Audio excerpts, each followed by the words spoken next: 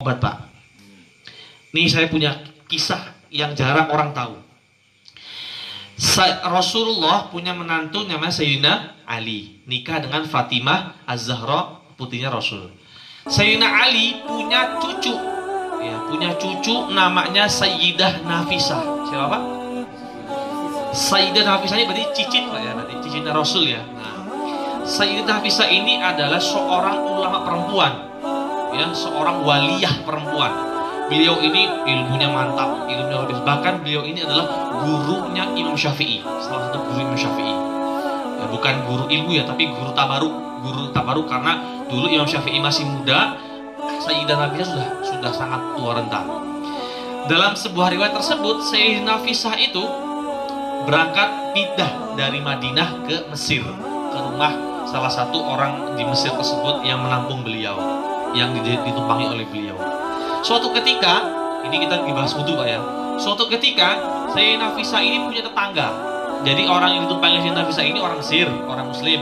Tapi tetangganya orang Nasrani, Pak, orang Yahudi, ya, non Muslim, ya, kita katakan non Muslim.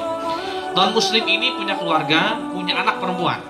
Kakinya pincang, tangannya juga nggak bisa gerak. Apa tuh, Pak? Penyakitnya apa tuh kalau dokteran? Saya nggak paham, ya. Pokoknya permanen, tidak bisa disembuhkan, ya, tidak bisa disembuhkan. Suatu ketika anak kecil perempuan ini ingin ditinggal ibunya ke hammam. Hammam itu ke tempat pemandian. Kalau zaman dulu, Pak, di Mesir itu tempat pemandian itu umum. Jadi nggak ada di rumah masing-masing, kamar mandi nggak ada. Jadi harus agak jauh, Pak. Kalau mau mandi, mau misalnya berwudu itu tempat umum gitu, Pak. Kayak WC umum, kamar mandi umum seperti itu. Hammam. Jadi anak ini bilang, "Nak, kamu bersihin dulu ya." "Nggak mau, Bu. Saya mau ke rumah tetangga sebelah. Mau ngeliat tamu yang namanya katanya Sayyidah Nafisah itu." "Oh ya sudah." Titipinlah anak ini ke Sayyidah Nafisah. Tok, karena dia bukan orang Muslim, dia nggak assalamualaikum. "Mohon maaf, Sayyidah Nafisah, saya titip anak saya sebentar, saya mau ke hammam, saya mau mandi ke hammam sebentar." "Oh iya, silakan." Anak itu dudukkan, karena anak ini nggak bisa gerak, Pak. Tangannya nggak gerak, tangannya nggak bisa gerak, tangan, kaki semua nggak bisa gerak, ya. Karena nggak tahu tapi apa ya, permanen. Suatu ketika Sayyidah Nafisah kan orang yang solehah, orang yang namanya waliyah, sehari-harinya cuma ibadah. Dia pengen sholat duha, pagi hari ya. Mengambil air wudhu, Sayyidah Nafisah air wudhu, sholat. Anak ini duduknya kebetulan di sebelahnya bangetnya Sayyidah Nafisah. Ketika Sayyidah Nafisah lagi sholat, air wudhunya Sayyidah Nafisah ini dari wajahnya turun ke kakinya anak ini. Dan Masya Allah, ini riwayat sahih, Pak, ya. Anak ini kakinya bisa bergerak, Pak. Kakinya bisa bergerak, akhirnya juga tangannya ngambil tangannya Sayyidah Nafisah.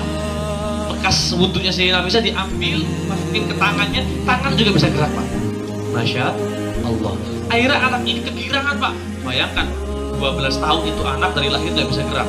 Baru hari itu bisa gerak, dia lari ke rumahnya, dengar ibu udah pulang dari kamar mandi, hammam, dari kamar mandi umum. Ibu, siapa anak ini kok berjalan?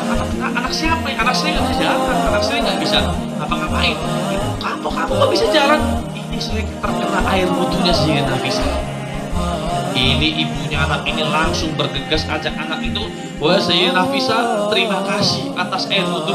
Saksikan hari ini, asyhadu an la ilaha illallah wa asyhadu anna Muhammadar Rasulullah." Orang masuk Islam gara-gara air wudhu.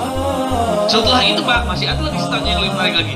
Setelah itu istrinya ini ngadu sama suaminya, kebetulan suaminya kepala Yahudi. Oh, kepala Yahudi itu ibaratnya ulamanya orang Yahudi. Bilang, "Pak, sudah bisa jalan, udah bisa gerak." Kenapa? Gara-gara kena air wudhu Sayyidah Nafisah. Itu suaminya langsung berangkat ke rumah singgahnya Sayyidah Nafisah, langsung di balik pintu rumahnya bilang, "Sayyidah Nafisah, hari ini saya masuk Islam. Asyhadu an la ilaha illallah wa asyhadu anna Muhammadar Rasulullah." Dan akhirnya pengikutnya, bapaknya yang lumpuh tersebut juga masuk ke dalam Islam. Orang satu Mesir masuk Islam cuman gara-gara air wudhunya Sayyidah Nafisah radhiyallahu anha.